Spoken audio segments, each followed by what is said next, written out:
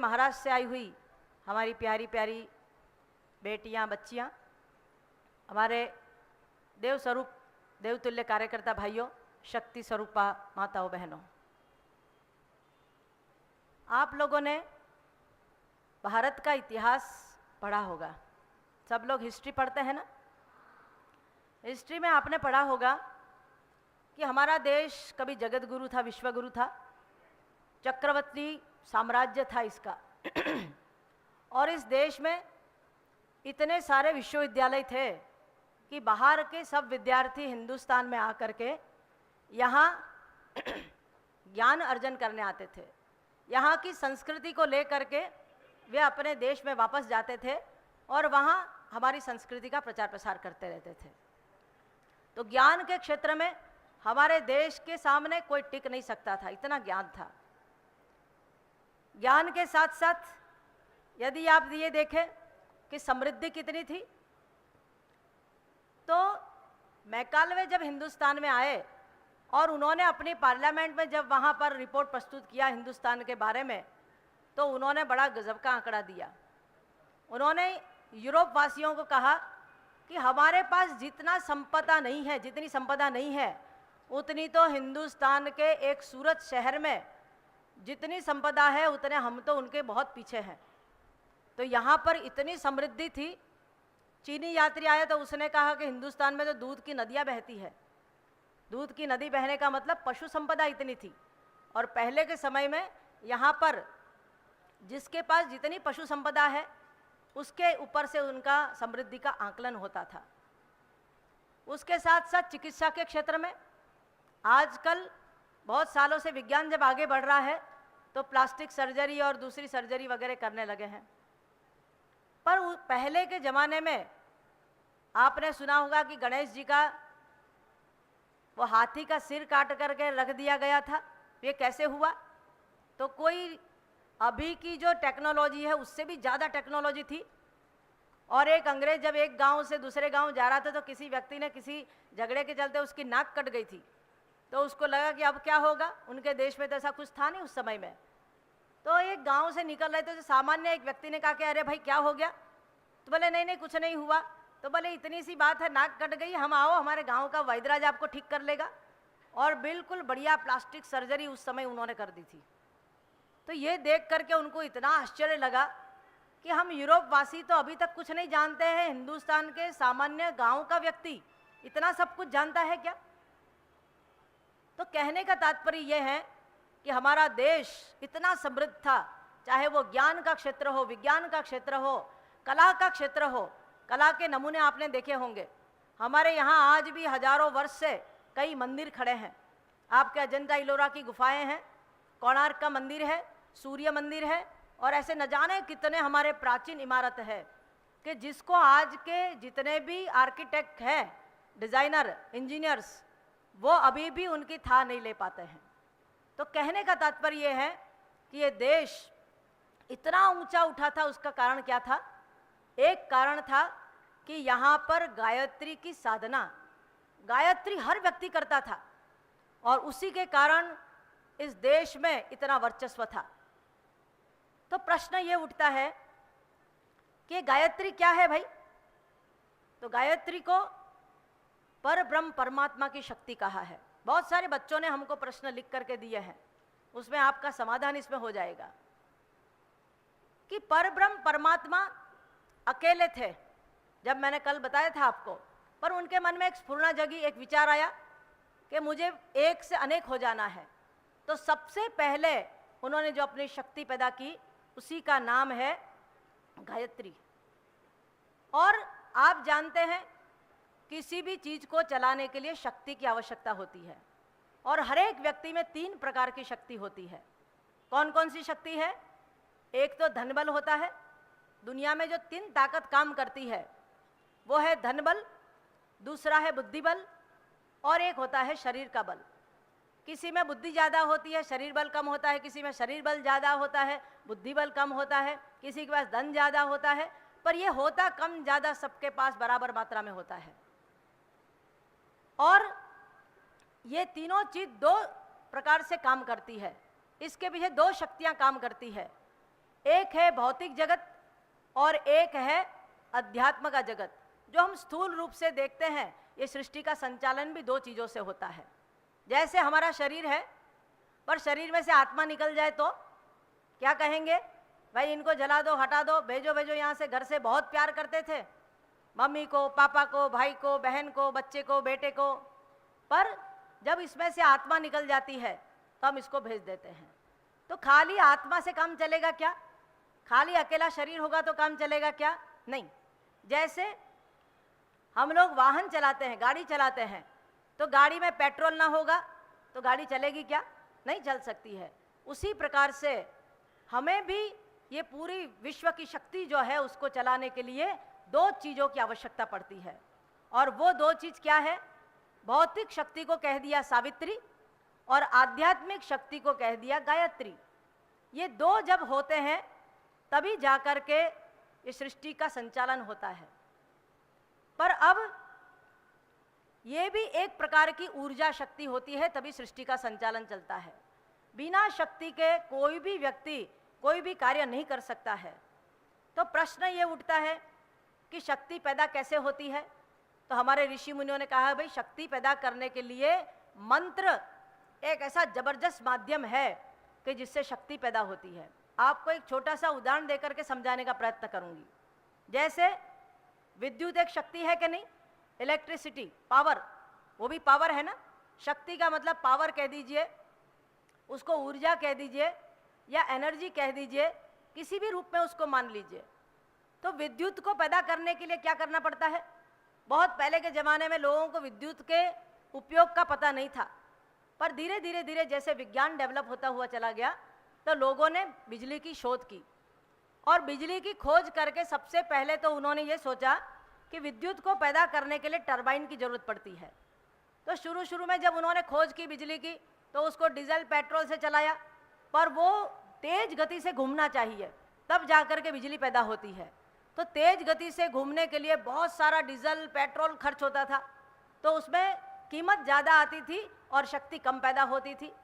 फिर और वैज्ञानिकों ने खोजा और खोज करके और गहराई में गए तो उन्होंने सोचा कि भाई बड़े बड़े बांध बनाए और बांध बना करके ऊपर से पानी के फ्लो को जोर से उन्होंने डाला और उससे टरबाइन जोर से चल पड़ा और उससे शक्ति पैदा हुई।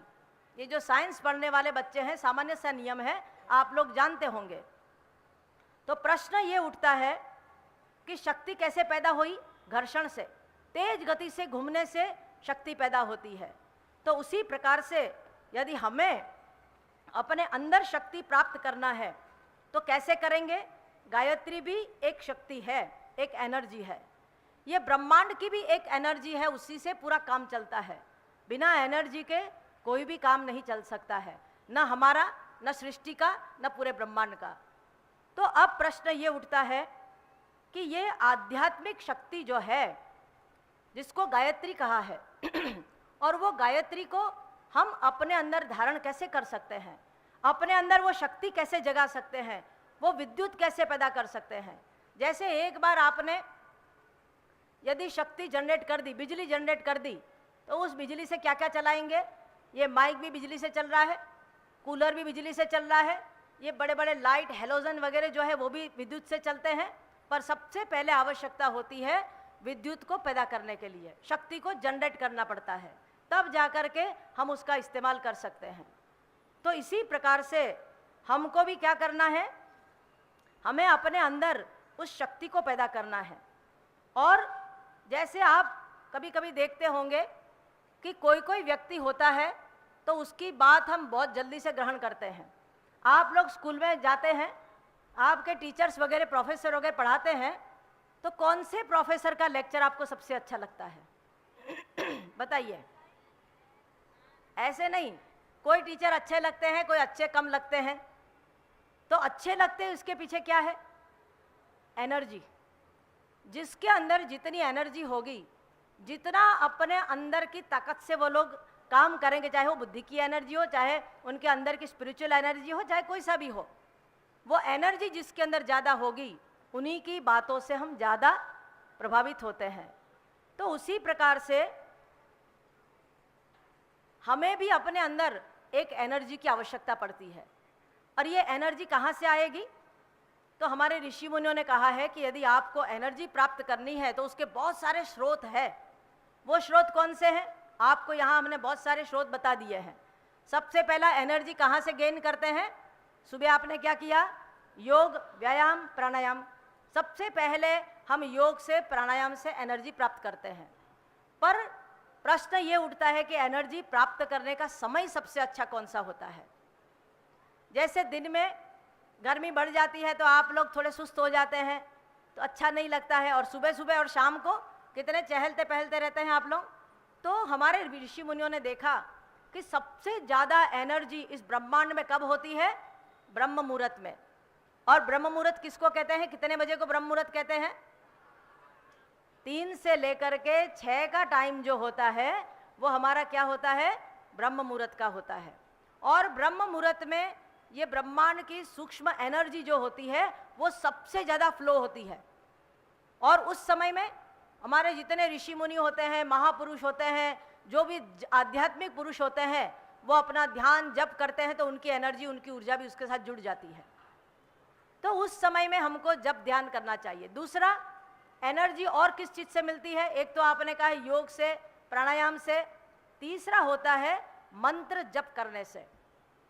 चौथा होता है यज्ञ करने से। आप लोगों को यहाँ यज्ञ तो नहीं करा पाए, पर यज्ञ भी अपने आप में एक विज्ञान है। आप कभी नेट पर जा कर के सर्च करेंगे यज्ञ के बारे में, बहुत सारी चीज़ें मिलेगी। आप गुरुदेव की पुस्तकें हैं यज्ञ के ऊपर, यज्ञ का ज्ञान विज्ञान, यज्ञ से हमें क्या फ़ायदा मिलता है, यज्ञ क्या है, इसके ऊपर उन्होंने बहुत रिसर्च की है। और हमारी यूनिवर्सिटी में सबसे पहली जो पीएचडी हुई है वो यज्ञ थेरेपी पर हुई है। जब अमेरिका के मैगजीन में उसको प्रकाशित किया गया तो वहाँ के लोग बड़े विचार में पड़ गए। बोले आज तक हमने एलोपैथी, नेचुरोपैथी, होम्योपैथी और दूसरी पैथी का तो नाम सुना था, पर ये यज्ञोपैथी क्या है? तो यज्ञोपैथी हमारे ऋषि मुनियों की देन है। और उस लड़की ने, ये उसका रिसर्च का सब्जेक्ट था कि यज्ञ से हम टीबी के कीटाणुओं को, रोग को कैसे दूर कर सकते हैं। जितने भी ट्यूबरकुलोसिस का पेशेंट होता है उनको यज्ञ की ऊर्जा में बिठाला, और यज्ञ की ऊर्जा में बैठने के बाद विशेष प्रकार की जड़ी बूटियाँ डाली, और जड़ी बूटी डाल करके जब उस वातावरण में उसको रखा गया, उसके धुएं को, उसके जो शक्ति है उसको अपने अंदर लिया, तो धीरे धीरे धीरे करके उसकी अंदर की जितने भी रोग के कीटाणु थे वो खत्म हो गए। इसी प्रकार से कई रिसर्च हुई है कि भाई वातावरण शुद्ध करना है तो यज्ञ से कैसे हो सकता है। हमारे बच्चों ने किया है, ऋषि मुनियों ने तो लिखा ही है, पर उसका प्रमाण भी तो चाहिए ना। आप लोग कहते हैं कि विज्ञान ने प्रूफ किया है क्या? तो आजकल हमारी यूनिवर्सिटी के बच्चे ये यज्ञोपैथी को प्रूफ कर रहे हैं।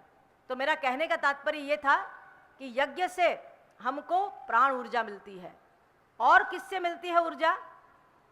हम यदि पॉजिटिव थिंकिंग रखेंगे, सकारात्मक सोच रखेंगे, तो हमें प्राण ऊर्जा मिलेगी। यदि हम उल्टा सोचेंगे, उल्टा करेंगे, उल्टा ही चिंतन करेंगे, तो हमें प्राण ऊर्जा नहीं मिलेगी। और किससे मिलती है?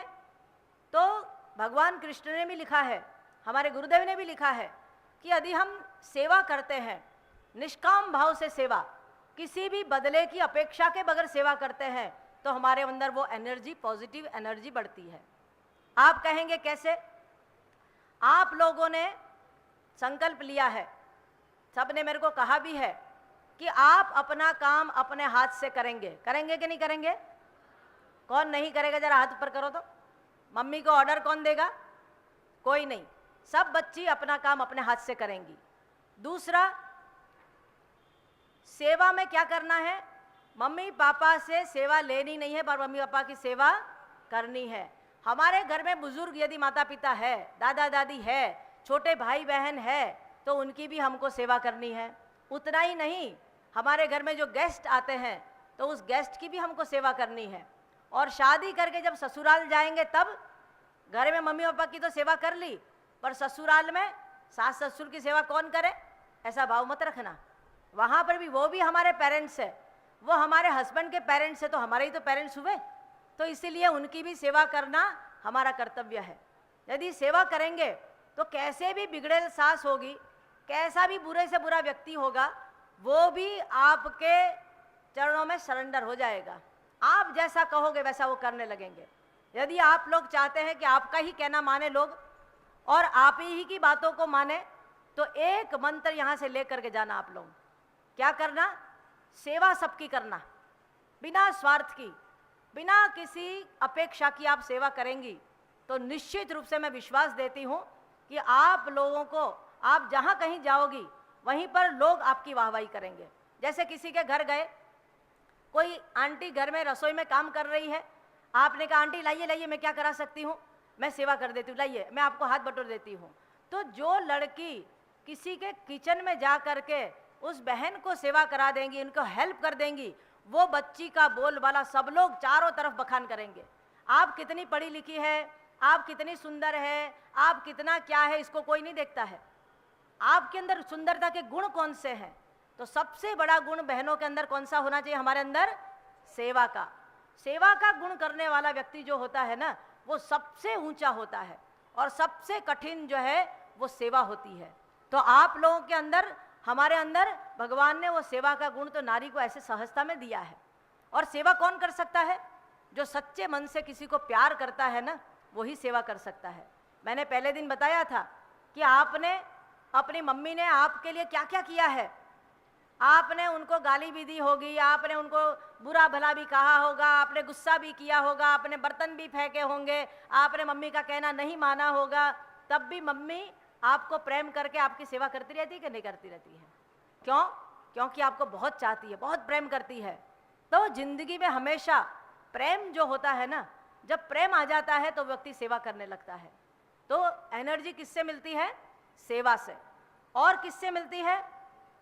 और ये सब साइंस के द्वारा प्रूफ हो चुका है कि यज्ञ से एनर्जी मिलती है। तो उन्होंने मशीन लगाए और देखा कि भाई हाँ ये हो रहा है, ये होता है। और दूसरी एनर्जी किससे मिलती है? कि आपका भोजन कैसा है।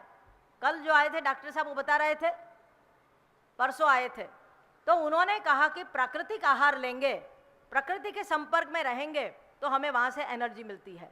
यदि आप लोग फास्ट फूड, जंक फूड खाएंगे तो एनर्जी मिलेगी क्या? उन्होंने क्या कहा था? जैसे अंकुरित अन्न होता है, उसको यदि आपने उबाल दिया या उसको आपने छौंक दिया, भून दिया, तो उसकी लाइफ खत्म हो गई। और यदि आपने अंकुरित उन जो अन्न जो उगा है उसको लेंगे तो क्या होगा? डायरेक्ट अपने ब्लड में जाएगा और उसमें प्राण होता है, तभी तो उग रहा है। तो वो प्राण आपके शरीर में जाएगा तो आपको वो एनर्जी मिलेगी। तो आप फल फूल खाइए, आप अंकुरित अन्न वगैरह खाइए, उससे आपको एनर्जी मिलेगी। पानी पीजिए, पानी में भी एनर्जी होती है बहुत ज़्यादा। और उपवास रहते हैं कभी कभी, एक दिन सप्ताह में उपवास रहिए, उपवास से भी बहुत एनर्जी मिलती है। आपको पता है मोदी जी अमेरिका में जब गए तो अमेरिका वासियों का दिमाग चक्कर में आ गया। 9 दिन तक पहली बार गए और उनकी नवरात्रि चल रही थी और 9 दिन तक उन्होंने अन्न ही ग्रहण नहीं किया और सिर्फ पानी पर रहे। तो वहाँ वाले तो ये सोचते हैं कि भाई बिना नॉनवेज खाए, बिना ड्रिंक किए हम रह ही नहीं सकते हैं। वहाँ ठंडी भी थी, विपरीत परिस्थिति भी थी उनके लिए, पर फिर भी उन्होंने दिखा दिया कि ताकत नॉनवेज खाने में नहीं होती है, ताकत फालतू की चीज़ों को पीने में नहीं होती है। पान, बीड़ी, सिगरेट, गुटखा, तम्बाकू, इसमें कोई ताकत नहीं होती है। ताकत किस में होती है? ताकत लाइव फूड खाने में, ताकत उपवास में। हम ये नहीं कहते कि बहुत ज़्यादा करिए, पर सप्ताह में एक दिन तो जरूर उपवास रखना चाहिए। उससे हमारे शरीर के जितने सेल्स हैं वो रीजनरेट हो जाते हैं, उसमें ताकत आ जाती है। हमारे ऋषि मुनियों ने जो कहा है ना वो गलत नहीं है। और एक बात आपको पता होगा कि लड़कियों के लिए जितने त्यौहार आते हैं, जितने व्रत आते हैं, लड़कों को नहीं आते हैं। क्यों? क्योंकि हमारे ऋषि मुनियों ने देखा कि लड़कियों को एनर्जी की सबसे ज़्यादा ज़रूरत है और वो सबसे ज़्यादा महत्वपूर्ण है, इसीलिए उनके लिए इतने व्रत, त्यौहार, ये वो सब कुछ किया। क्योंकि घर की मेन मुखिया है, सेंटर पॉइंट है, धुरी है, और वो धुरी यदि गड़बड़ा गई तो काम नहीं चलेगा। क्योंकि नारी को नई सृष्टि का निर्माण करना है, बच्चे का निर्माण करना है, तो उसके लिए एनर्जी तो बहुत होना जरूरी है। तो ये बात समझ में आ गई आपको कि एनर्जी कहाँ से मिलती है। अब एनर्जी तो आपने प्राप्त कर ली, पर एनर्जी हम खो देते हैं, फिर कहते हैं कि लो हमने इतनी माला की, हमको तो कुछ मिला ही नहीं, हमने इतना जप किया, इतना ध्यान किया, इतना योगासन किया, पर हमारी एनर्जी तो कोई मिलती नहीं, हमको तो थकान लगती है। तो अब एनर्जी जब मिली है, पैसा आपको मिलता है और आप खर्च कर देंगे तो कुछ रहेगा आपके पास? यदि आपने बचत की है, जितना जरूरत है उतना ही आपने यदि खर्च किया है तो आपके पास बैलेंस बन करके रहेगा कि नहीं रहेगा। और एक दिन में आया और खा पी करके बराबर कर दिया तो फिर बाकी के दिन क्या होगा। तो ऐसे ही एनर्जी को भी हमें कंजर्व करके रखना पड़ता है, हमें सेव करके रखना पड़ता है। तो वो सेव कैसे होती है वो बहुत जानने की ज़रूरत है। दीदी आप लोग अब बैठ जाइए, बीच में मत आना। तो एनर्जी जो है वो कहाँ कहाँ हम खोते हैं, ये बहुत ज़रूरी चीज़ है। अब सावधानी से सुनना आप लोग। सबसे पहले तो चिंता जब करते हैं, व्यक्ति टेंशन करता है, तो टेंशन में हम बहुत सारी एनर्जी खो देते हैं। जैसे एक छोटे से उदाहरण से कहूँ मैं आपको, आप अपनी बैटरी चार्ज करते हैं, पूरी एनर्जाइज हो गई, और उसके बाद यदि आपने उसको ऐप ऐसा चालू ही रखा तो क्या होगा, ख़त्म हो जाएगी। ऐसे आपका नेट पैक है, तो नेट पैक आपको कहा है कि 1 GB का मिलेगा, और एक दिन में 1 GB खर्च कर दिया तो या तो दोबारा रिचार्ज कराओ और या फिर महीने तक बैठे रहो, मम्मी पापा ने पैसा इतना ही दिया, नहीं हो पाएगा। तो जितनी ज़रूरत है उतना ही खर्च करना है। तो यदि आप चिंता करते हैं तो सबसे ज़्यादा एनर्जी चिंता में जाती है। दूसरी कहाँ जाती है, नेगेटिव यदि हम चिंतन करते हैं, गलत चिंतन करते, गलत सोच होती है हमारी, तो उसमें हमारी नेगेटिव सबसे ज़्यादा खत्म हो जाती है। दूसरी किस में होती है, दुर्गंध। यदि हम नहाते नहीं हैं, पसीना शरीर से जा रहा है, बदबू मार रही है, वही कपड़े पहनते हैं और बाहर से वो डियो स्प्रे मारते हैं, वो तो और ज़्यादा बेकार चीज़ होती है। तो हमें क्या करना चाहिए, एनर्जी के लिए रोज़ सुबह सुबह आपको नहा लेना चाहिए। कितने लोग सुबह सुबह नहीं नहाते हैं?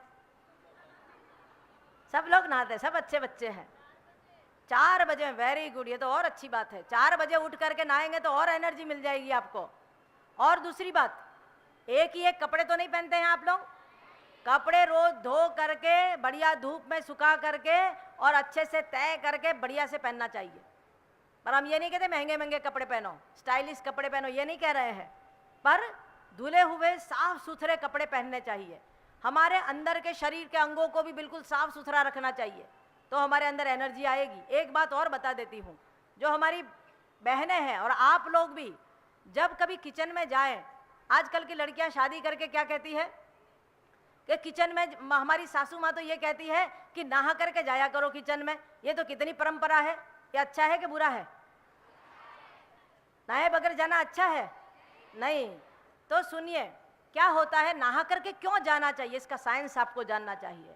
आप लोग सब पढ़ी लिखी लड़कियां हैं, जब हम रात को सोते हैं तो हमें एनर्जी मिलती, जब सुबह उठते हैं तो वो एनर्जी कैसे मिलती है, जब हमारे शरीर की नेगेटिविटी थकान जब निकलेगी तभी तो मिलेगी।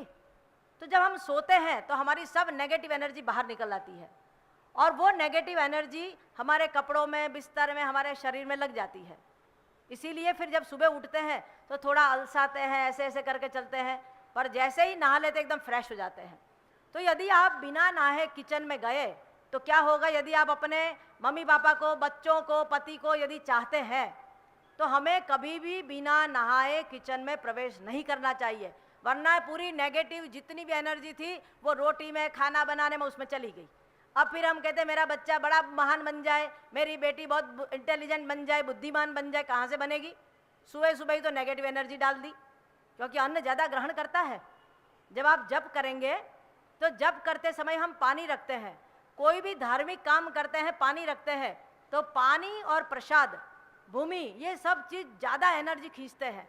इसीलिए हम प्रसाद देते हैं, बहुत अच्छा होता है, जल छिड़कते हैं, इसीलिए कि उसमें सबसे ज़्यादा एनर्जी खींचते हैं वे लोग। तो हमें भी भोजन जब करने जाएं उसके पहले बिल्कुल नहा धो करके प्रवेश करना चाहिए। मुझे महाराष्ट्र की एक परंपरा बहुत अच्छी लगती है। वो परंपरा कौन सी है? आपके घर के आगे सुबह सुबह उठ करके साफ सुथरा करके रंगोली करते हैं। सबको आती है रंगोली? यहाँ तो बहुत बढ़िया कलाकार है, बहुत अच्छे हैं आप लोग। तो जब बाहर से आते हैं तो पहले पैर धो करके जाते हैं कि नहीं जाते हैं? कितने लोगों के घर में चप्पल पहन करके अंदर चले जाते हैं? तो देखिए, अब चप्पल पहन करके जाने में भी हमारी एनर्जी खत्म होती है। घर की एनर्जी, कल मेरे को कोई पूछ रहा था वास्तु क्या है? वास्तु और कुछ नहीं है, बाहर की नेगेटिव एनर्जी जितनी हम घर में इकट्ठा करेंगे उतना ही वो घर में अशांति हो जाएगी, उतना ही उस घर में कलह हो जाएगा, उतना ही उस घर में परेशानियां बढ़ जाएगी। तो हमारे ऋषि मुनियों ने कहा कि एनर्जी जो गेन करते हैं उसको सुरक्षित कैसे करना चाहिए। तो दूसरी बात, पहला मैंने बताया, घर में भोजन बनाने के पहले नहा धो करके सुबह उठ के फटाफट नहा लीजिए, घर को बिल्कुल साफ करिए, रोज झाड़ू पोछा करिए, टॉयलेट को रोज क्लीन करिए, क्योंकि सबसे ज़्यादा नेगेटिविटी टॉयलेट में से आती है, लेटरिन में से आती है, तो उसको बिल्कुल साफ करना चाहिए। कोई व्यक्ति कैसा है उसकी पहचान करनी है कोई बहन की, तो उनका टॉयलेट जा करके देख लो। यदि टॉयलेट गंदा है और घर बहुत अच्छा है तो ये मत मानना कि बहुत बढ़िया साफ सुथरा, उनको 100 मार्क नहीं दे सकते हैं, उनको कमी मतलब पासिंग मार्क दे सकते हैं, 100 मार्क नहीं मिल सकता है। तो टॉयलेट हमारा बिल्कुल साफ होना चाहिए, रसोई हमारी बिल्कुल साफ होनी चाहिए। और बताएं, आप वास्तु का जो कह रहे थे, रात में यदि आपने भोजन छोड़ दिया, नहीं भोजन बर्तन छोड़ दिए, मतलब खा करके बर्तन साफ नहीं किया और वो बर्तन घर में पड़े रहे, तो ये समझ लो कि इसमें भी नेगेटिव एनर्जी पैदा होगी, क्योंकि अन्न सड़ेगा तो उसमें कीटाणु पैदा होंगे और नेगेटिविटी और आ जाएगी। तो हमको कहाँ कहाँ से नेगेटिविटी रोकनी है, ये हमारे ऋषि मुनियों ने ऐसे ही नहीं कहा है, पर हम लोग तो बहुत पढ़ लिख लिए हैं, बहुत हमारी बुद्धि बढ़ गई है, तो हम तो हर चीज़ में नुक्स निकाल देते हैं। मम्मी तो ऐसे हैं, मम्मी तू नहाने के लिए क्यों कहती है, सुबह सुबह ठंड लगती है हमको, तो नहीं, मम्मी गलत नहीं कहती है, मम्मी बेचारी साइंस पढ़ी लिखी नहीं थी, इसलिए वो हमको नहीं समझा सकती है, पर हमारे ऋषि मुनियों ने उसको अध्यात्म के साथ जोड़ दिया था, धर्म के साथ जोड़ दिया था। हमारा धर्म ये है, हमारा धर्म ये है, तो हमारा धर्म ढकोसला नहीं है, हमारा धर्म गलत नहीं सिखाता है, साइंटिफिक है सब कुछ, बिना साइंस के कुछ भी नहीं है। ये तो आजकल के तथाकथित पढ़े लिखों को क्या कहा जाए कि इनको अक्ल नहीं है, पर भगवान करेगा इनको अक्ल आएगी एक दिन, तब समझेंगे। आज विदेश वाले हमारी संस्कृति को लेकर के वे लोग ये कहते हैं कि अरे बाप रे इतनी गजब की चीज़ें हैं, ऐसा ऐसा है। एक बात और बता देती हूँ, एक लड़की हमारे यहाँ आई थी विदेश से, और उसने क्या किया था, बिंदी लगाई, साड़ी पहनी, गले में मंगलसूत्र पहना, पैर में बिछिया पहनी, मांग भर ली। तो मैंने उसको पूछा कि भाई तेरी शादी हो गई क्या, तो उसने कहा कि नहीं मेरी शादी तो नहीं हुई है। तो मैंने कहा तेरे को खाली शौक आया इसलिए पहन लिया क्या, तो बोले शौक आया इसलिए नहीं पहना है। तो मैंने तो क्या हुआ, वो एक गांव में अपना रिसर्च करने आई थी यूनिवर्सिटी से, तो उसको पता था कि हिंदुस्तान में विदेशी लड़कियों को या यहाँ की लड़कियों को भी यहाँ के कुछ लोग ऐसे होते हैं जो बिल्कुल बेड़ियों की तरह देखते हैं, और कब खा जाए कब इनको क्या कर दे, इस प्रकार से उनकी गंदी दृष्टि होती है। तो बोले मुझे पता है कि जो महिलाएं शादीशुदा होती है उन पर लोग ज़्यादा दृष्टि नहीं डालते हैं, तो मैंने अपने आप को बचाने के लिए ये वेश धारण कर लिया है। मैंने कहा कितनी इंटेलिजेंट लड़की। और दूसरी बात उसने क्या बताई, बोले मुझे, मैंने कहा तुमको यहाँ क्या लगता है, इंडियन कल्चर पर वो रिसर्च कर रही थी, तो मैंने कहा तुमको क्या क्या अच्छा लगा, तो बोले आपके यहाँ पालथी मार के जो बैठते हैं ये मुझे पॉस्चर बहुत अच्छा लगा। तो हमारे ऋषि मुनियों ने तो कहा ही है कि हमें पालथी मार करके भोजन करने बैठना चाहिए, पालथी मार करके हमें अपना जप ध्यान वगैरह करना चाहिए, पर आजकल हम वेस्टर्न कल्चर की ओर भाग रहे हैं। फिर उसने ये कहा कि मुझे इंडियन टॉयलेट जो है, टॉयलेट जाने जाते हैं तो हमारा देसी जो बैठ करके हम लेटरिन के लिए जाते हैं वो बोले सबसे अच्छा है। मैंने कहा ऐसा क्यों अच्छा लगा, तो बोले हमारे यहाँ तो वो कमोड सिस्टम है जो उससे मेरा पेट कभी ज़िंदगी में ठीक नहीं हो रहा था, पर यहाँ के टॉयलेट में मैं गई तो बोले कि मेरा पेट एकदम बिल्कुल बढ़िया हो गया और मैं बिल्कुल रिलैक्स हो गई हूँ। तो वो लोग हमारा कल्चर अपनाने लगे हैं और हम छोड़ रहे हैं। वे लोग हमारा योग और प्राणायाम वगैरह जब जानने लगे तो हमारा वहाँ से थप्पा मार के आया, थोड़ा नाम चेंज कर योग का योगा हो गया, तो हमने जल्दी से एडॉप्ट कर लिया, पर हमारी संस्कृति हम भूलते हुए चले जा रहे हैं। तो कहने का तात्पर्य यह है कि हम जो अपनी एनर्जी कहाँ ख़त्म करते हैं, तो मैंने कहा कि जूते चप्पल पहन करके बाहर जब जाते हैं तो दुनिया भर में कितनी गंदगी होती है, कहीं कोई थूका होता है, किसी ने टॉयलेट किया होता है, किसी की बदबू होती है और वो हमारे जूते चप्पल के साथ चिपक जाती है। और उसी को लेकर के यदि हम घर में बहुत फैशन वाले हो गए हैं, हम तो बहुत हाई सोसाइटी के हैं, खाक हाई सोसाइटी के, उन लोगों को अक्ल ही नहीं है। जूते चप्पल घर के बाहर रखो और पैर धो करके फिर घर में प्रवेश करो, तो आपके साथ ना भूत प्रेत की बाधा आएगी, ना कोई नेगेटिव एनर्जी आएगी, ना कोई दिक्कत होगी। समझ गए? तो कल जो वास्तु का पूछ रहे थे तो मैंने थोड़ा इसमें ले लिया, ये इसके साथ जरूरी था। दूसरा, नेगेटिव एनर्जी कहाँ कहाँ से, और हम मतलब अपनी एनर्जी को कहाँ से खोते हैं। तो भोजन जो है वो हमारा साइंटिफिक हमारे ऋषि मुनियों ने बनाया है। हम लोग आजकल क्या करने लगे हैं, आपके क्षेत्र में सबसे ज़्यादा क्या पकता है? प्याज। प्याज पकती है ना। हमको भी 2-3 दिन यहाँ संस्थान में, साईं संस्थान में, भगवान की जगह है पर वहाँ प्याज खाना पड़ा। अब मजबूरी थी, खा लिया, क्या करें। पर हमारे ऋषि मुनियों ने कहा है कि जिनको अध्यात्म में आगे बढ़ना है उनको प्याज नहीं खाना चाहिए। प्याज से क्या होता है, हमारे अंदर की जो चुंबकत्व होता है, जो हमारे अंदर की प्राण शक्ति होती है, उसको प्याज खत्म कर देता है। इसके पर रिसर्च हुई है, प्रयोग हुआ है कि एक प्याले में प्याज का रस निकाल करके रखा और उसमें मैग्नेट रखा, तो 2-4-6 घंटे के बाद उन्होंने जब बाहर निकाला तो उसकी मैग्नेटिक इफेक्ट खत्म हो गई थी।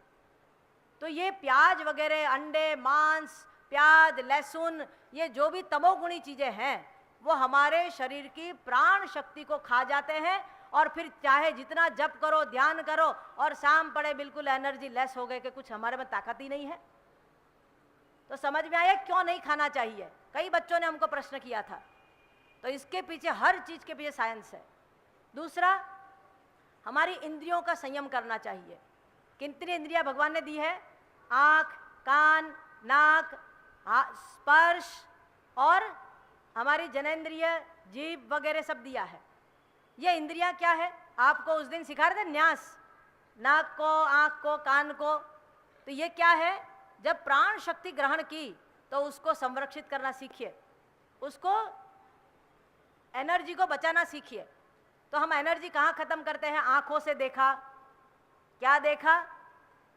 किसी की चीज़ देखी कि मेरी सहेली तो ये चीज़ लाई है नई, इसकी सब, मतलब ये ड्रेस बहुत अच्छी है, इसका मोबाइल बहुत बढ़िया है, और देखा आँखों ने, पर सोच कौन रहा है? मन। फिर उसी प्रकार से आपका, हम कभी कभी किसी लड़की को पूछते हैं, भाई अफेयर कैसे हो जाता है? बोले पता नहीं, आंखें 4 हो गई और अफेयर हो गया। तो ये आंख इतनी चंट है भाई, वो देख करके भी गड़बड़ कर देती है। तो इसको कंट्रोल करना बहुत ज़रूरी है। बहुत सारे बच्चों ने हमको अपनी अंदर मन की बात बताई। मैंने कहा था कि गलती सब इंसान से होती है, कोई बात नहीं, पर दोबारा गलती नहीं होनी चाहिए। जो ठीक कर लेते हैं उसे ही इंसान कहते हैं। तो हमें आँखों को बिल्कुल कंट्रोल में रखना चाहिए, अपने कंट्रोल में। प्राण शक्ति आ गई है तो अंदर अंदर ऐसे ऐसे ऐसे ऐसे फड़फड़ाएगी प्राण शक्ति। तो यदि आपने गलत चीज़ देख ली तो वो शक्ति, हमारी एनर्जी खत्म हो गई। ऐसे ही कान से, आप तो कहते हैं कि हमने अपने फ्रेंड को कभी ज़िंदगी में देखा ही नहीं, पर फिर भी हमको प्यार हो गया। कैसे प्यार हो गया भाई? Phone off friend number. आजकल तो फ़ोन पर ही फ्रेंडशिप कर करके सत्यानाश हो जाता है फ़ोन से। तो फालतू की बात न सुने और न किसी को कहे। तो सुनने से भी हमारी एनर्जी खत्म होती, दिमाग वहाँ लगता है, और पूरे दिन का जो अच्छा काम करना था वो उसी में खत्म हो गया। और एनर्जी कहाँ खर्च होती है? जीभ। कान 2 है, नाक का 2 छेद है, आँख 2 है, फेफड़े 2 है, हाथ 2 है, पैर 2 है, सब एक ही काम करते हैं। एक जीभ इतनी चंट है, एक होते हुए भी 2-2 मिनिस्ट्री संभाल करके बैठी है। क्या क्या है बताओ? एक तो बोलने का काम और एक स्वाद का। आहा, इतना टेस्ट की पूछो मत। आप लोगों को तो मज़े ही मज़े हो गया है यहाँ पर। हमारे बड़े बाबूजी लोग, भाई साहब लोग, सब आपको नया नया जो बढ़िया बढ़िया खाना और बढ़िया बढ़िया चीज़ें बना करके खिला रहे हैं। बच्चे हैं, बच्चे दुखी ना हो जाए, बच्चे मम्मी पापा को याद ना करें, उनको भी लगे कि हम कहीं गए थे तो थोड़ा एंजॉयमेंट किया। तो बच्चों के हिसाब से आप लोगों को किया है ना। पर ये जीभ पर हमारा संयम होना चाहिए। उसमें डिब्बिया होगी मेरी, जाना जरा। जीभ पर संयम होना चाहिए। जीभ बोलने का काम करती है। तो जब हम बहुत ज़्यादा बकर बकर बकर बकर बोल बोल बोल करते हैं ना, तो उससे हमारी एनर्जी खत्म हो जाती है। आप देखना कि सुबह से शाम तक कुछ काम मत करिए। सुबह आपने जब तब यज्ञ वगैरह सब कुछ किया और दिन भर बक बक बक बक बक बक करते रहेंगे ना, तो पता चला हाँ मैं बहुत थक गई हूँ आज। तो थके कैसे भाई? बोल बोल किया, इससे हमारी एनर्जी खत्म हो गई। और अच्छा बोलेंगे तो एनर्जी खत्म नहीं होगी, क्योंकि पॉजिटिव चिंतन हमारे अंदर आता रहता है। हमको कई लोग पूछते हैं आप बोल बोल करती तो आप नहीं थकती हो? तो हम तो अच्छा बोलते हैं। जब अच्छा चिंतन करते, अच्छा बोलते हैं, तो वो अच्छी वेव्स हमारे साथ जुड़ जाती है, तो तो वो हमें एनर्जी देती है, और गलत चीज करेंगे, गलत सोचेंगे तो वही आपके एनर्जी को खत्म कर देगी। फिर दूसरी बात, अमेरिका में भोजन पर प्रयोग हुआ। स्कूल के बच्चे थे, उन बच्चों को क्या किया गया, एक कमरे में आप लोगों पर यदि यहाँ प्रयोग किया जाए तो आप लोग तो खुश हो जाओगे। यदि आपको 15 दिन तक रोज आइसक्रीम खिलाई, रोज आइसक्रीम भर पेट जितना खाना उतना खाओ, तो ऐसे ही वहाँ के बच्चों को किया, मतलब एक्सपेरिमेंट करते हैं ना। तो बच्चों को जब आइसक्रीम खिलाया गया 15 दिन तक जी भर के, सुबह दोपहर शाम जितना खाना खाते रहो, तो उसका परिणाम क्या आया कि वे बच्चे जो है बिल्कुल डफर हो गए, उनके एग्जाम में कोई अच्छे मार्क्स नहीं आए, और उनकी याद शक्ति जो थी वो बिल्कुल कमज़ोर हो गई। ऐसा क्यों हुआ भाई? तो कहते हैं कि चीनी की मात्रा जो होती है वो जब शरीर में ज़रूरत से ज़्यादा चली जाती है तो हमारे अंदर वो मेमोरी लॉस से लेकर के और बहुत सारी आलस, प्रमाद और वो सब चीज़ ला देती है। तो हमें ऐसी चीज़ों से बच करके और अपने जीवन को सही दिशा में लगाना चाहिए। तो अब प्रश्न ये उठता है कि इतनी सारी चीज़ें हमने जान ली, तो अब गायत्री कैसे करें, कैसे हम उसको, उसका भी एक साइंस है। आपको गायत्री कब करना चाहिए? मैंने कहा सुबह जल्दी उठ करके करेंगे तो बहुत अच्छी बात है। यदि नहीं उठ पाते हैं जल्दी, पर जब कभी जगे तब हमको करना चाहिए। कोशिश तो ये करनी चाहिए कि सुबह ही उठना है जल्दी, तो उससे आपको बहुत ज़्यादा एनर्जी मिलेगी। और गायत्री करने के लिए उसके तरीके होते हैं, पर तरीके कहें उससे पहला हम ये बता दें कि गायत्री से हमको मिलता क्या है। गायत्री करने वाले व्यक्ति के अंदर कहते हैं कि प्राण स्वरूप है गायत्री, तो प्राण शक्ति बढ़ जाती है। गायत्री दुखनाशक है। जब प्राण बढ़ जाएगा तो हमारे अंदर एनर्जी आएगी, तो हम एनर्जी को सही दिशा में लगाएंगे, हमारी अक्ल सही होगी, विवेक आएगा, तो हमारे दुखों का नाश हो जाएगा। सुख स्वरूप है तो हमको सुख की प्राप्ति कराएगी, श्रेष्ठ है, तेजस्वी है, ऐसी गायत्री को हम वर्ण करते हैं। और गायत्री किसका मंत्र है बताइए? सूर्य का मंत्र है। तो सूर्य की सीधी सीधी शक्ति हमारे अंदर आती है और हमारे अंदर सोई हुई शक्तियों को जागृत कर देती है। गायत्री करने से क्या क्या मिलता है? गुरुजी ने गायत्री महाविज्ञान एक पुस्तक लिखी है, उसमें इतनी जबरदस्त चीजें लिखी है, यदि आप पढ़ोगी तो आपको लगेगा कि अब बस गायत्री ही करना चाहिए। हम तो बहुत बचपन से कर रहे थे, 6 साल के थे तभी गायत्री मंत्र की दीक्षा ली थी, और तब से आज तक लगातार गायत्री कर रहे हैं। तो हमको तो अपने जीवन में प्रगति मिली है, कहीं कोई दुख कष्ट कहीं कुछ नहीं मिला। पर किसी ऐसे अज्ञानी व्यक्तियों का क्या कहे, वे लोग पूरे क्षेत्र में कई जगह पर, यहाँ है कि नहीं मुझे पता नहीं है, वो ये कहते हैं कि गायत्री सबको नहीं करनी चाहिए, ब्राह्मणों के अलावा किसी को नहीं करनी चाहिए, स्त्रियों को तो कतई नहीं करनी चाहिए। अब ऐसे पागलों को समझाए कौन? खुद कभी जिंदगी में गायत्री की हो तो पता चले उनको। हमारे गुरुजी ने गायत्री की और उन्होंने गायत्री पर जो भी किलित थी, जो भी प्रतिबंध थे, वो अपनी तप शक्ति से हटा दिया। वंदनीय माता जी ने गायत्री की, श्रद्धा जी ने की, हम लोगों ने जितने गायत्री परिवार के हमारे परिजन भाई बहनें हैं उन्होंने गायत्री की, तो उनके जीवन में तो कभी कोई दुख कष्ट क्लेश नहीं आया। ऐसे जो भी कहने वाले हैं ना, उनको पकड़ करके शांति कुंज ले आना, हाँ उनकी अक्ल ठीक करेंगे। ये कहते हैं कि महिलाएं यदि गायत्री करती है तो उसकी शादी नहीं होती है, तो हमको तो नहीं करनी थी इसलिए नहीं की, पर ये हमारी बहनें कर रही, उनकी तो सबकी शादी हो गई। बोले अच्छा शादी होती है तो फिर बच्चा नहीं होता है, ये भी महापागलपना है। इनके तो सबके बच्चे हैं। हमारे जो गायत्री परिवार की बहनें हैं, आपके मम्मी पापा है, तो आप पैदा नहीं हुए। यदि गायत्री करने से बच्चे पैदा ना होते तो हम कहाँ जाते भाई? तो गायत्री के ऐसे भ्रम फैलाए हैं कि महिलाओं को गायत्री का अधिकार नहीं, गायत्री नहीं करना चाहिए। ये इसलिए इन्होंने जानबूझ करके षड्यंत्र किया था कि महिलाएं यदि गायत्री कर लेंगी तो उसकी बुद्धि जग जाएगी, और उसकी बुद्धि जग जाएगी तो हमारी जो है भिक्षा और हमारी जो तकड़मबाजी और लोगों को बेवकूफ़ बनाना, ज्योतिष के नाम पर, तंत्र के नाम पर और टोने टोटके के नाम पर लोगों को बुद्धू बनाते रहते हैं। कल बहुत सारी बच्चियों ने प्रश्न किया हमको कि ज्योतिष जो लोग ठगते रहते हैं, काल सर्प विधि कराते हैं, और पितृदोष होता है तो 1 साल 2 साल हर साल कराते हैं। इन चक्करों में कभी मत पड़ना, ये सिर्फ और सिर्फ पैसा ऐंठने का काम कर रहे हैं आपसे। तो गुरुजी ने लिखा है कि जो व्यक्ति गायत्री करेगा उनके सब ग्रह नक्षत्रों की बाधाएं बिल्कुल खत्म हो जाएगी। ये हम चैलेंज के साथ गुरुजी के तरफ से विश्वास के साथ आप लोगों को कहते हैं। तो आप किसी के बहकावे में मत आना। कोई ये कहे कि आप ये कर लो वो कर लो, कुछ भी दिक्कत है, कोई समस्या है, तो उसके लिए आप गायत्री का अनुष्ठान करना। अनुष्ठान कैसे करना, क्या करना, वो आपको बताएंगे। रोज गायत्री करना और जो नेगेटिव फोर्सेस है उसको खत्म कर देना, तो आपके जीवन में प्रगति होगी।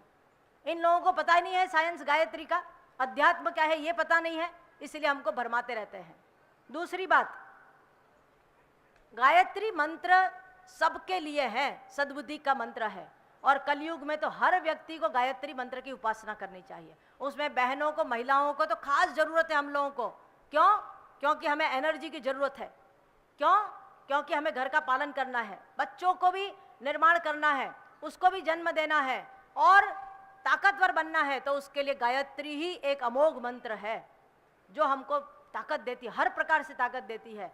शारीरिक ताकत, मानसिक ताकत, आध्यात्मिक ताकत, सब कुछ हमको गायत्री से मिलता है।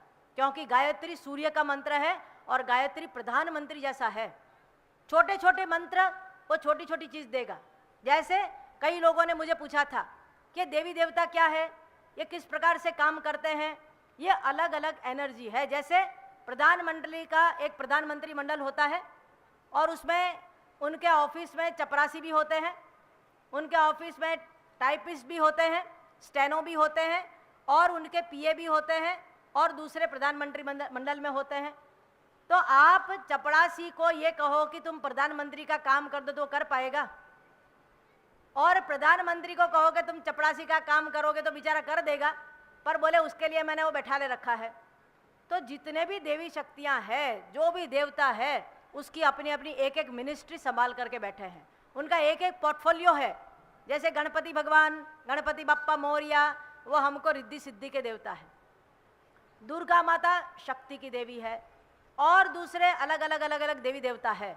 सबकी शक्ति है, सब दे सकते हैं, पर सबका सुप्रीम पावर जो है प्रधानमंत्री के पास सब पूरी शक्ति होती है, वो किसी को भी आदेश दे करके कह सकते हैं।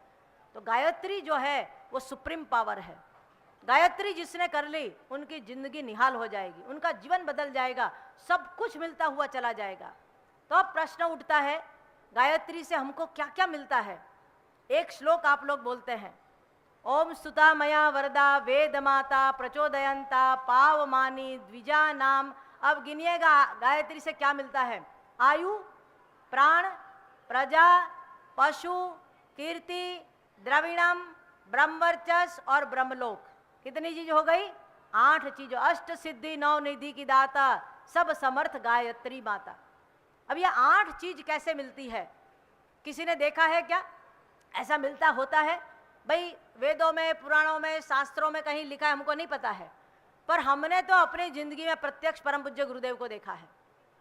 मैंने कल बताया था कि गुरु जी ने 24 साल तक 24 लाख के 24 महापुरुषरण किए हैं, सतत 24 साल तक, रोज की 10 घंटा साधना। और उसके बाद उनको क्या मिलती है, गायत्री क्या देती है, सुन लीजिए।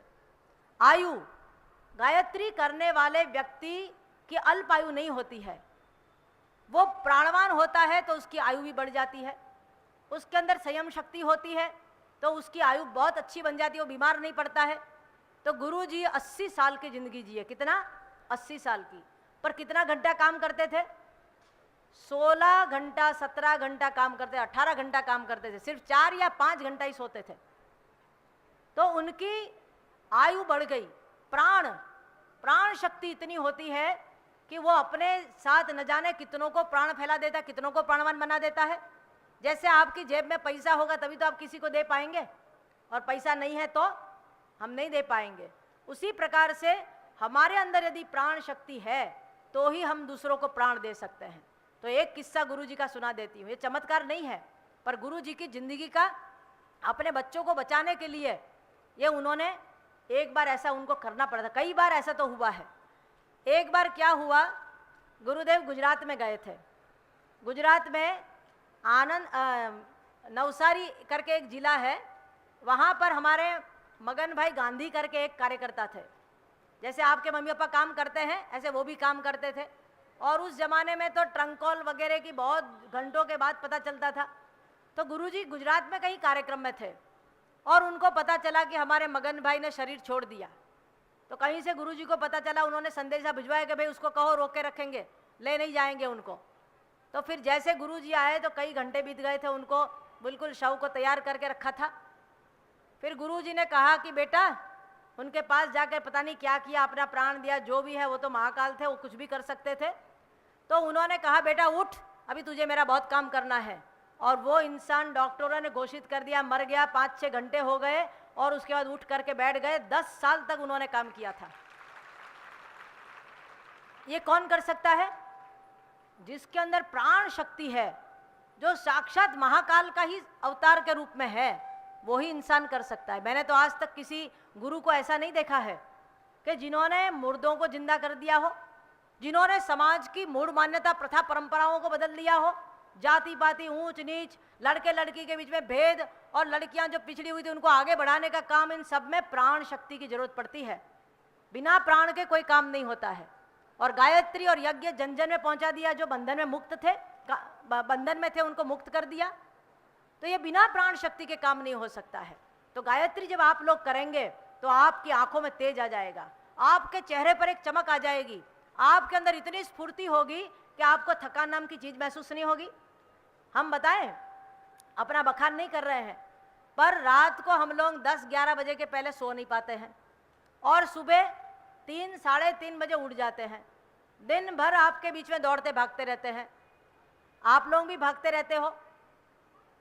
तो हम तो मुश्किल से 3-4 घंटे सोते हैं, पर फिर भी हमको ऐसा नहीं लगता है कि कहीं लेथार्जिक हुए, कहीं एनर्जी खत्म हो गई ना। आज सुबह थोड़ा ऐसा लग रहा था, पर अभी आया तो फिर एनर्जी हो गई। तो क्या है कि गायत्री करने वाला व्यक्ति जो होता है उसके अंदर इतना प्राण शक्ति, इतनी प्राण शक्ति होती है कि उसको कभी थकान ही नहीं लगती है। जब थकान नहीं लगेगी तो आप अपने एग्जाम में अच्छा मार्क्स गेन करोगी, घर में काम करोगी, सब कुछ कर पाओगी, बीमार नहीं पड़ोगी। तो प्राण शक्ति गायत्री करने वाले को मिलता है। तीसरा क्या मिलता है? आयु, प्राण, प्रजा। प्रजा का मतलब क्या होता है? उनके फॉलोवर्स, उनके चाहने वाले। जब आप गायत्री करते हैं ना तो आपके शरीर में से एक ऑरा निकलती है और उस ऑरा से दूसरे लोग आपकी ओर आकर्षित होते हैं। तो गुरु जी की ऑरा कितनी, आज लाखों करोड़ों लोग गुरु जी को मानते हैं और उनके पीछे पीछे पीछे पीछे न जाना उनके कितने फॉलोवर्स हैं। तो ये प्रजा है। फिर पशु, पहले के जमाने में पशुओं के माध्यम से उनकी जो है धन की संपदा वगैरह मानी जाती थी। पशुधन बहुत होता था। जैसे कई लोगों के पास हाथी होते थे, ऊंट होता था, घोड़ा होता था, गाय होती थी। इस प्रकार से पशुधन संपदा उस समय के हिसाब से बताया था। आयु, प्राणम, प्रजा, पशु, कीर्ति, उसका नाम इतना हो जाता है। आज भले गुरुजी नहीं है पर उनका नाम कितना है भाई। दुनिया में जो भी गायत्री करने वाला है, जो भी उनको जानता है, सब व्यक्ति जानता है। तो उनकी कीर्ति आपकी भी कीर्ति हो जाएगी। ऐसी कीर्ति के लोग आपको कभी जिंदगी में भूल नहीं सकते हैं। तो कीर्ति द्रविणम, पैसों की कमी नहीं होती है। फिर हमें गिड़गिड़ाना नहीं पड़ता है कि हे भगवान हमको ये पैसा दे दो, ये कर दो। आपने यदि गायत्री की है और सोचा आपने, तो पैसा कहीं ना कहीं से आ जाएगा, ये हमारी गारंटी है आपको। पर उसके लिए विधिवत गायत्री करनी पड़ेगी। दरिद्रता का नाश करती है गायत्री। और गुरु जी के पास कितना पैसा है जानते हैं? अपना व्यक्तिगत तो वो कभी बेचारे कभी खर्ची नहीं किए। उनके पास खाली 2 जोड़ कपड़े थे अपने लिए। पर गुरु जी के नाम पर आज आप कभी कभी हरिद्वार में आएंगे, शांति कुंज में, उस आश्रम में रोज का खर्चा यदि सुन लेंगे ना तो चक्कर आ जाएगा। मिनिमम नहीं होगा तो 10 लाख रुपए का पर डे का मिनिमम खर्चा है। और जब पर्व त्योहार शिविर होते तो बहुत ज़्यादा बढ़ जाता है। और उसके साथ जुड़े हुए न जाने कितने हमारे संस्थान हैं, उसकी कोई गिनती नहीं हो सकती है। शक्तिपीठ है, गायत्री मंदिर, प्रज्ञापीठ, और हमारी बड़ी बड़ी संस्थानें जो है, चेतना केंद्र वगैरह। और गुरु जी एक बार बोले थे, ऐसे ही कहीं प्रवचन दे रहे थे, तो किसी ने पूछा गुरु जी आपके पास पैसे कितने हैं? तो बोले बेटा यदि मैं बोलूँगा तो यहाँ इनकम टैक्स के ऑफिसर होंगे, वो आकर के छापा मारेंगे। तो बोले अच्छा चलो मैं बता ही देता हूँ कितना पैसा है। तो उन्होंने कहा ये मेरे जितने बच्चे बैठे हैं ना, ये बच्चों की जेब में जितने पैसे हैं ना, मैं जब चाहूंगा बच्चे मेरे को दे देंगे, ये मेरे बच्चे मेरे पैसे हैं। तो जब कोई व्यक्ति साधना करता है, कोई काम करता है मिशन के, जैसे ये आपका कार्यक्रम हुआ, इसमें कम खर्चा हुआ है क्या? आप लोग अंदाज कर सकते हैं कितना खर्चा हुआ होगा? मैंने आते ही पूछा बाबूजी को कि बाबूजी आप लोगों ने, भाई लोगों ने, सब लोगों ने इतना सारा किया है, ये कैसे हुआ भाई? ये पंडाल का कितना खर्चा हुआ?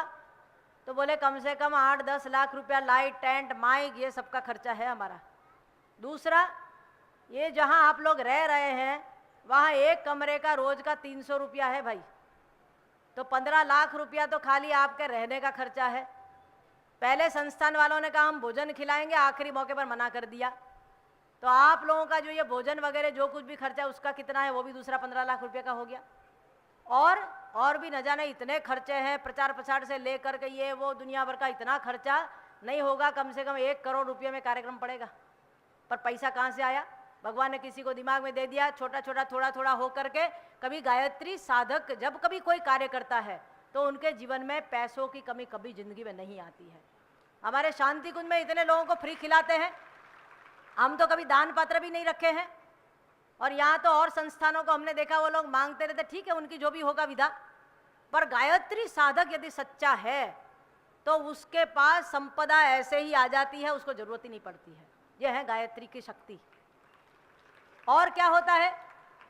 द्रविणम ब्रह्म वर्चस्व, वो उसके अंदर इतनी ताकत बढ़ जाती है, इतनी ताकत बढ़ जाती है कि ब्रह्म के अंदर जो शक्ति होती है वो उसके अंदर आ जाती है।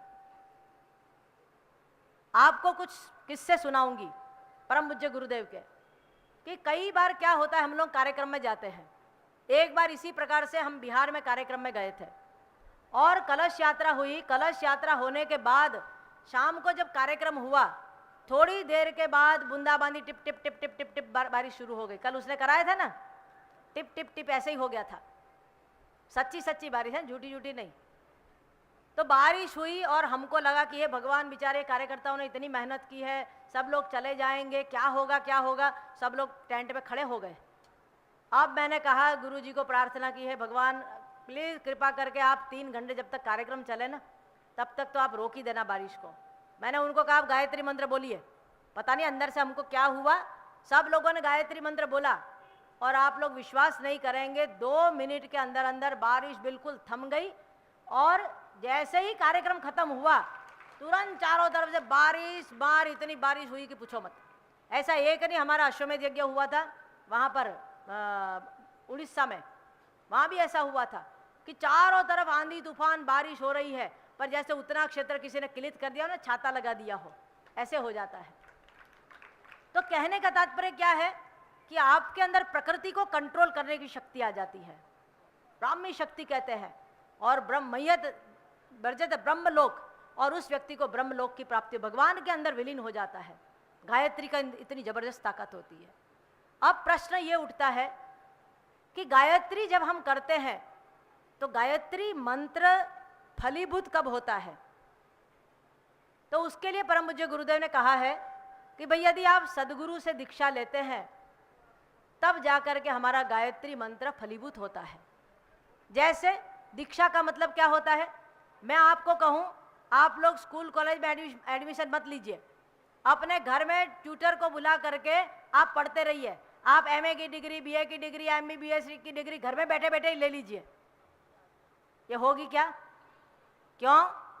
एडमिशन लेना जरूरी है, उसकी प्रक्रिया होती है, तभी जाकर के हो पाता है। तो उसी प्रकार से जब कभी हमको गायत्री मंत्र करना है तो उसके लिए एडमिशन लेना जरूरी होता है।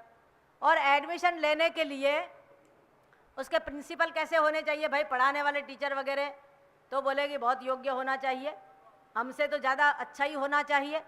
तो जब हम गायत्री मंत्र करते हैं, जिसको गुरु बनाते हैं, तो वो कैसा होना चाहिए? तो बोले हमसे ज़्यादा तो ज्ञानी होना चाहिए, हमसे ज़्यादा तपस्वी होना चाहिए, और न जाने कितनों का उपकार कर सके ऐसा गुरु हो, उसको गुरु बनाना चाहिए।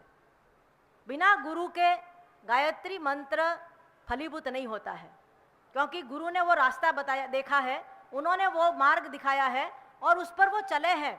तब जाकर के उन्होंने कहा कि बेटा मैं जिस मार्ग पर चला हूँ आप भी उस मार्ग पर चले आइए। पर उसके लिए कुछ नियम हमको फॉलो करने पड़ेंगे, एडमिशन लेना पड़ेगा। तो एडमिशन लेने के लिए क्या करना होगा, हमको गायत्री मंत्र की दीक्षा लेनी होगी और गुरु से दीक्षा लेनी होगी। गुरु कौन है, हम लोग कोई गुरु होंगे ना, गुरु परम पूज्य गुरुदेव पंडित श्री राम शर्मा आचार्य जी और वंदनीय माता भगवती देवी शर्मा आपके गुरु होंगे। और हम लोग तो कौन है, आपकी गुरु बहन है। हम तो खाली ये माइक का काम करते हैं कि उनकी बात को आप तक पहुंचाते हैं। तो गुरु कैसा होना चाहिए, शास्त्र में लिखा है कि हर किसी को गुरु नहीं मानना चाहिए। लोभी गुरु लालची चेला, दोनों नरक में ठेलम ठेला।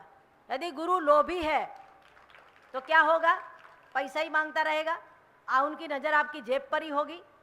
और यदि गुरु सदगुरु है, अभी आपने गाना सुना था ना, सदगुरु बिना किसी को सद ज्ञान कब मिला है।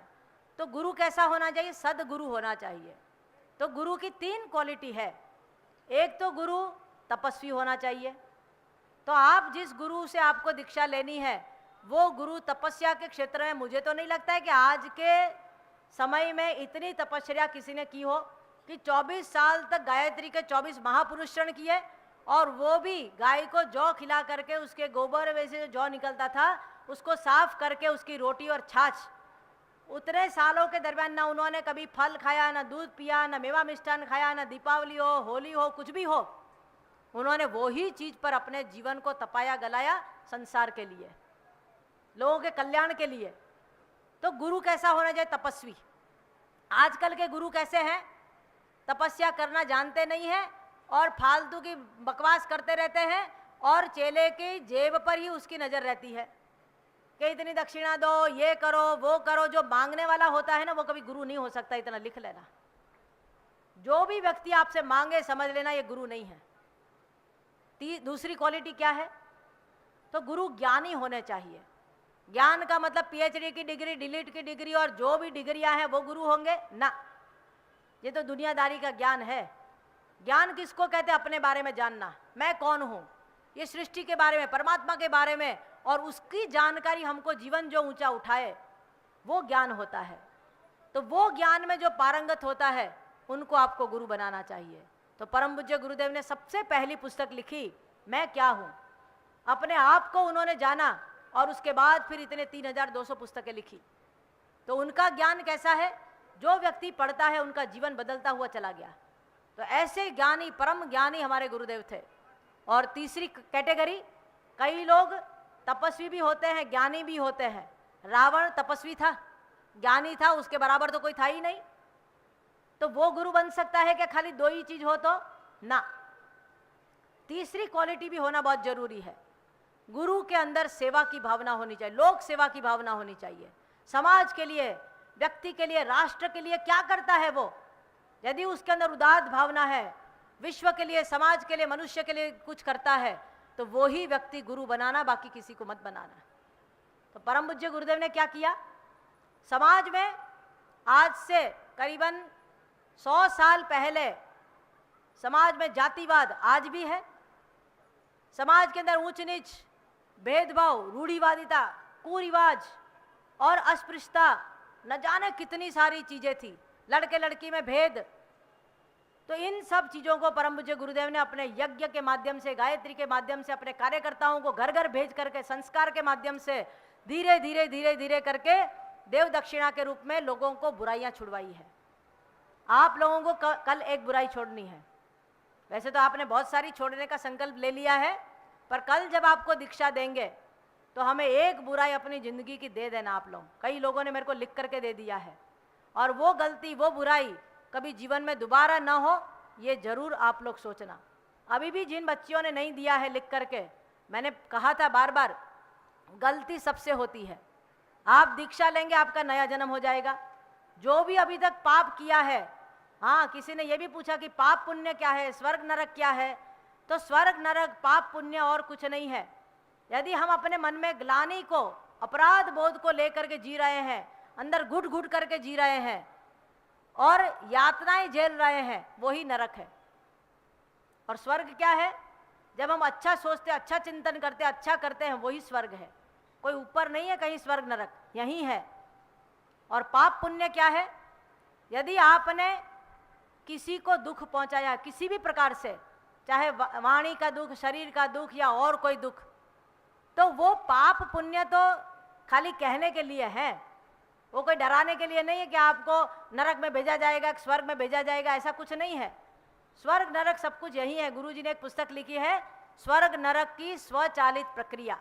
हमारे मन में, हमारे अंदर यही पर है स्वर्ग नरक, ऊपर पता नहीं कुछ है कि नहीं है। तो जो लोग ऐसा कहते हैं तो उन लोगों में आपको विवेक बुद्धि का यूज करना चाहिए। तो प्रश्न अब ये उठ रहा था कि गुरु के बारे में बता रहे थे कि गुरु के अंदर यदि ये 3 क्वालिटी है तो निश्चित रूप से मानना कि उनको आप गुरु बनाना। अब गायत्री मंत्र करेंगे तो कैसे करेंगे? गायत्री मंत्र जैसे मैंने बताया कि दीक्षा की कुछ शर्तें होती है। रोज आपको मिनिमम रोज की 3 माला करनी है, पर शुरुआत में 3 ना कर पाए तो कम से कम 1 माला तो करेंगे करेंगे करेंगे। ये संकल्प यदि आप लोग लेते हैं तो निश्चित रूप से आपको गायत्री फलीभूत होगी। आप कहते हैं हम तो पढ़ते हैं सुबह से शाम तक, रोज दौड़ना पड़ता है, तो कम से कम एक नियम तो ऐसा करना कि दिन में कभी भी हम कर लेंगे, पर सुबह उठ करके 24 बार तो गायत्री मंत्र करेंगे करेंगे करेंगे। और फिर जब कभी जिंदगी में ऐसा मौका मिला तो हम रोज की 3 मालाएं जरूर करेंगे। नियम तो यही है कि हमको करना है, पर शुरुआत कहीं ना कहीं से आपको करनी पड़ेगी। आप उसके लिए तैयार है? बिल्कुल उतना करेंगे। पर ये क्या है, जैसे कई बच्चियां मेरे को कह रही थी हमको नौकरी चाहिए, तो आप कौन सी नौकरी लेना चाहोगी? जहां पर आपको महीने में 1000 रुपया मिलता है वो, या 5000 मिलता है, या 1 लाख रुपया मिलता है? तो 1 लाख जब मिलेगा तो आपको मेहनत भी उतनी करनी पड़ेगी कि नहीं करनी पड़ेगी, सुबह से लेकर रात तक, चाहे कम हो चाहे ज़्यादा हो। तो उसी प्रकार से यदि आपको ज़्यादा लाभ चाहिए, ज़्यादा प्राण शक्ति चाहिए, तो आपको गायत्री भी खाली 24 से काम नहीं चलेगा, ज़्यादा करनी पड़ेगी। जो जितना ज़्यादा जब कभी आपको टाइम मिले उतना आप करना। मानो कि आप माला नहीं फेर सकते हैं, तो जो बच्चे मंत्र लेखन कर सकते हैं, रोज का 1 पेज हम ईमानदारी से लिखेंगे तो उतने भी आपका काम हो जाएगा। उससे एक और सरल तरीका आपको बता देते हैं, गुरुजी का ही है। गुरुजी की आवाज़ में कहीं से आपको छोटा सा एक, आजकल वो दिन भर गायत्री मंत्र बोलता रहता है ना मशीन, तो ऐसे मशीन में, अपने मिशन के मशीन में गुरुजी के आवाज़ में वो गायत्री मंत्र है। और गुरुजी ने कहीं लिखा है, बेटा यदि आप मेरे साथ 24 बार गायत्री मंत्र बोलेंगे तो आपका 24,000 का एक अनुष्ठान प्रतिदिन हो जाएगा। इतना सरल कर सकते हैं आप लोग? ये बिल्कुल सरल है, इसको आप करिएगा बेटा। हम आपको बिल्कुल विश्वास के साथ कहते हैं कि जो चीज़ हम लोगों ने अपने जीवन में अनुभव की है, आप लोगों को भी वो लाभ देना चाहते हैं। आप भी अपने जीवन में ऊंचा उठे, आप भी कुछ महत्वपूर्ण बनिए, आपकी भी प्रतिभा का निखार होना चाहिए।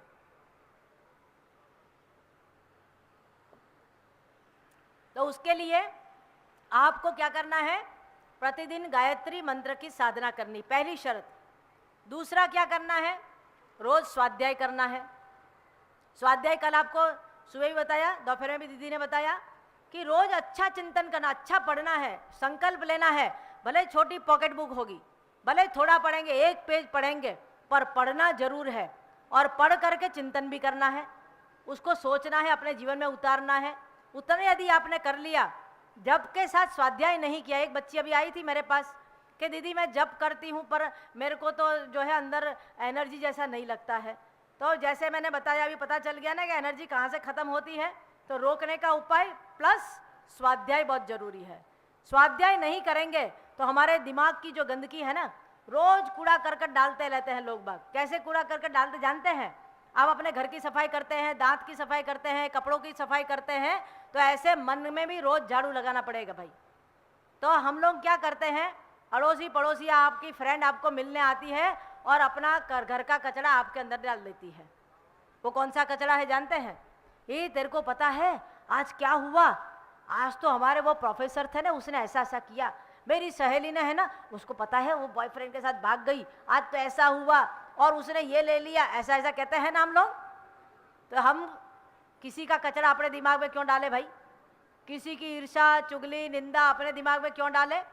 तो आप लोगों को बिल्कुल अलर्ट होना चाहिए। रोज लोग कचरा डालते हैं तो उसको भी रोज साफ करिए स्वाध्याय से, ठीक है?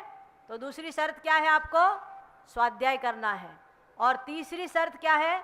सेवा का कोई ना कोई काम हमको जरूर करना है। सेवा का काम क्या करेंगे? मैंने बताया ऐसे मम्मी पापा की सेवा करेंगे। फिर जहाँ कहीं मिशन का काम होगा वहाँ आप लोग पहुँच जाना। लोगों को जो है यज्ञ कहीं होगा तो वहाँ पानी दे देना, उनकी सेवा कर देना, भोजन में परोस देना। और जहाँ कहीं और कोई काम है, जैसे वृक्षारोपण का है, कल श्रद्धेय डॉक्टर साहब आएंगे तो आपको युवाओं को क्या करना है काम, उसके बारे में बताएंगे। बहुत सारे कार्यक्रमों के बारे में बताएंगे।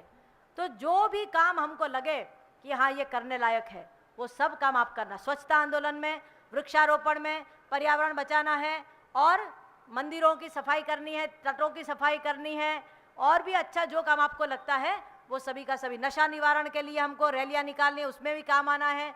तो जहाँ कहीं मिशन के जो कार्यकर्ता लोग हैं हमको कहे तो वहाँ थोड़ा आप लोग चले जाना, अपनी सेवा जरूर देना, ठीक है?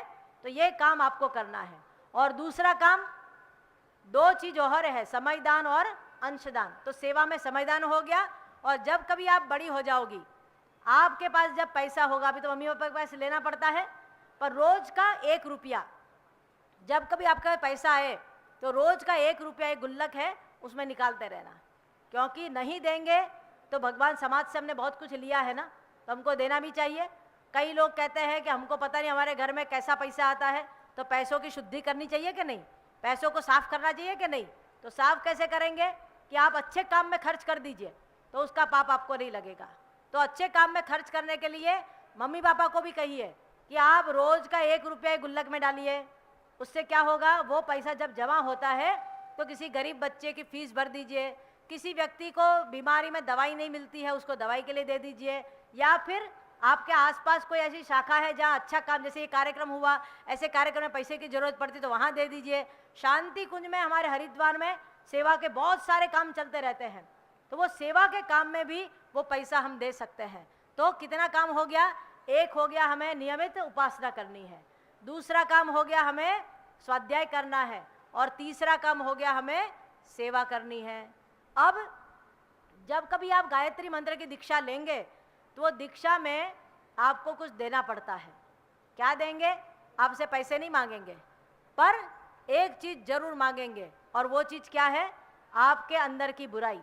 क्या बुराई है आप सोच लेना, आपने वैसे तो लिखी है पर और ज्यादा सोच लेना कि हमको क्या देना है, और एक बार जो बुराई देते हैं उस बुराई को दोबारा हम अपने अंदर लाएंगे नहीं, ये संकल्प के साथ आप उस बुराई को छोड़ देना। बुराई क्या हो सकती है? हम किसी की निंदा करते हैं, कहीं चोरी करते हैं, कहीं झूठ बोलते हैं, हमको गुस्सा आता है, हम अबक्ष चीज खाते हैं, हमारे जीवन में कोई गलत चीज आ गई है, कोई गलत फ्रेंड के साथ चले गए हैं, या क्या हुआ है उस पर आप सोचना। हम अपने सबसे अच्छे गाइड होते हैं, हमको पता है कि मेरे अंदर क्या अच्छा है क्या बुरा है, और किसी को नहीं पता है। तो आप लोग अपनी एक बुराई कल तक सोच लेना, और जब कभी आपको यहाँ दीक्षा देंगे तो वो दीक्षा में आप अपनी बुराई छोड़ देना। कर सकते हैं इतना? और अच्छा व्रत क्या क्या ले सकते हैं, इतनी बहुत सारी बातें आप लोगों को बताई है, इसमें से क्या क्या अच्छा ले सकते हैं। जैसे सुबह जल्दी उठना, मम्मी पापा को प्रणाम करना, फिर रोज उपासना करना, और स्वाध्याय करना, सेवा करना, ये सब अच्छी अच्छी बातें बताई है। तो आप यहाँ से जब जाओगी तो घर में मम्मी पापा को लगना चाहिए कि मेरी बेटी तो बिल्कुल कायाकल्प हो गया, ये आध्यात्मिक ब्यूटी पार्लर में जा करके आई, उसका चिंतन, इसका व्यवहार, इसका रहन सहन सब कुछ बदल गया। करोगे ऐसा आप लोग? विश्वास दिलवाते हैं? तो कल जब जीजी और डॉक्टर साहब आएंगे तो मैं उनको कहूँगी हमारी हर बच्ची ने ये संकल्प लिया है, तो मैं विश्वास के साथ कह सकती हूँ बिल्कुल। बहुत अच्छी बात है, बहुत अच्छा लगा आप लोगों को सुन करके।